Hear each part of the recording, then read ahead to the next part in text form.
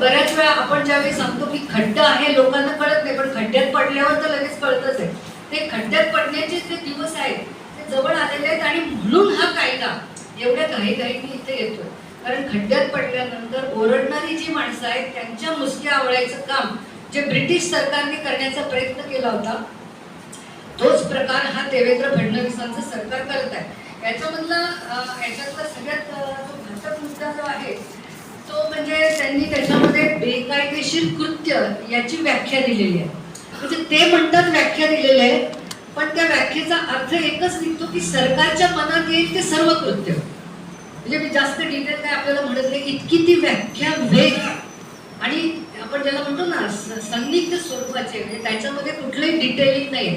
म्हणजे गव्हर्नमेंटला उद्या वाटलं की हा इथं बसून शिंकला कारण देवेंद्र फडणवीसला सर्दी झाली पाहिजे तरी सुद्धा त्याला त्याच्यात अडकवता येईल. इतक्या लो लेवलची आणि इनप्रिसाइज अशी व्याख्या या बेकायदेशीर कृत्य या विषयामध्ये देण्यात आलेली आहे. म्हणजे त्याच्यामध्ये फक्त संकट निर्माण करण्याची गोष्ट नाहीये, संकट निर्माण करण्याकडे ह्या व्यक्तीचा कल आहे असं जरी असलं तरी तो त्या गुन्ह्यामध्ये पात्र आहे. हे जसं 120B मध्ये आता पकडलं जातं IPC मध्ये की तुम्ही गुन्हा करायची गरज नाही, तुम्ही कट केला तरी पण तुम्ही ते गुन्हेगार आहात. तर याच्याही पेक्षा तिथे निदान कट शब्द, इथे तर डायरेक्ट कल शब्द वापरलेला आहे. जे कट आणि कल याच्यात लिगली भरपूर फरक आहे. म्हणजे कल मध्ये अजून कोणाला पण तुम्ही घेऊ शकता, म्हणजे मनातल्या मनात तुला स्वप्न पडलं तरी पण करू शकतील अशी परिस्थिती याच्यामध्ये आहे.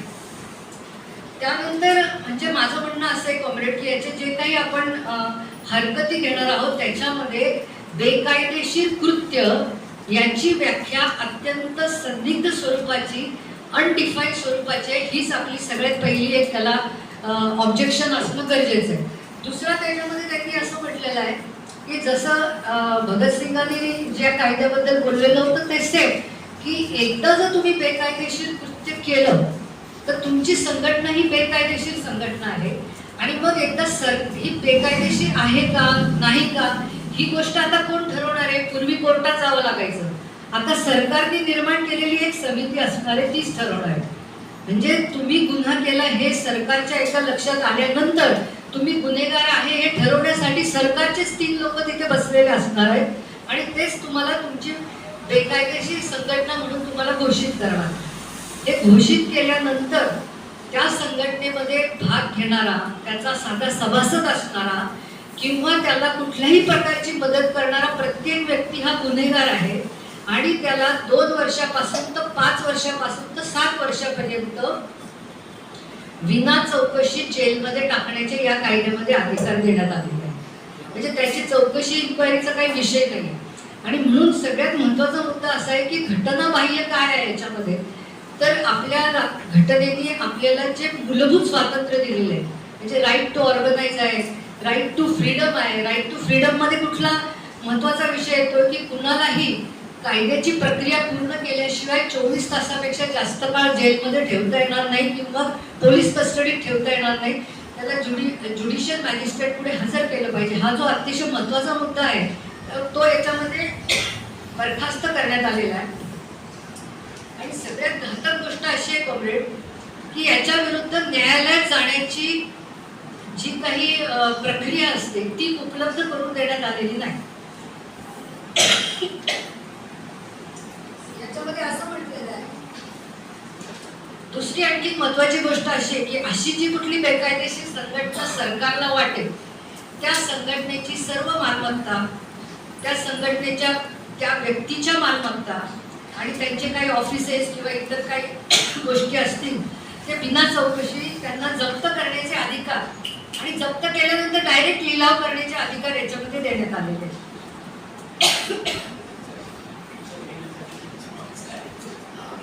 विकत त्यांच्या दलाल आहेतच प्रॉपर्टी. आणखी मी शॉर्टमध्ये सांगते, म्हणजे खूप घातक असा हा कायदा आहे. पूर्णपणे आपल्या मूलभूत स्वातंत्र्याची वरती गदा आणणारा कायदा आहे, अनकॉन्स्टिट्युशनल कायदा आहे. आणि यातला कलम 14 जो आहे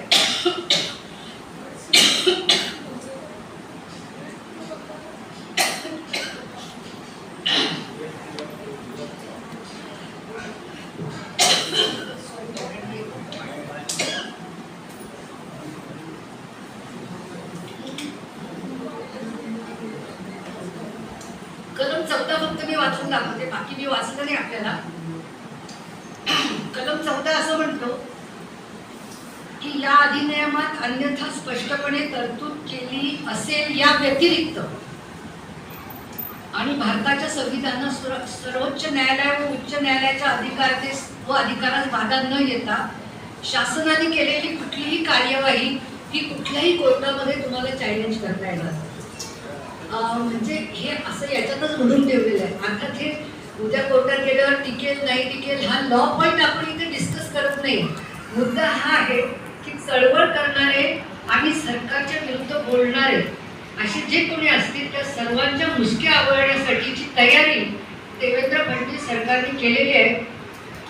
आणि म्हणून त्यांना ब्रिटिशांची उपमा देऊन, म्हणजे त्यांनी स्वतःच ही संधी घेतलेली, त्यांना ब्रिटिशांची उपमा देऊन जनतेमधला प्रक्षोभ जास्तीत जास्त मोठा करून फक्त कामगार वर्गच नाही तर इतर लोकांपर्यंत व्यापक पद्धतीने हा विषय घेऊन जाण्याची संधी उलट या कायद्यामुळे मिळालेली आहे. असं आपण बघून त्याचा अधिक डिटेल अभ्यास करून आपण याच्यावरती जास्त मोठी चळवळ उभारू शकतो.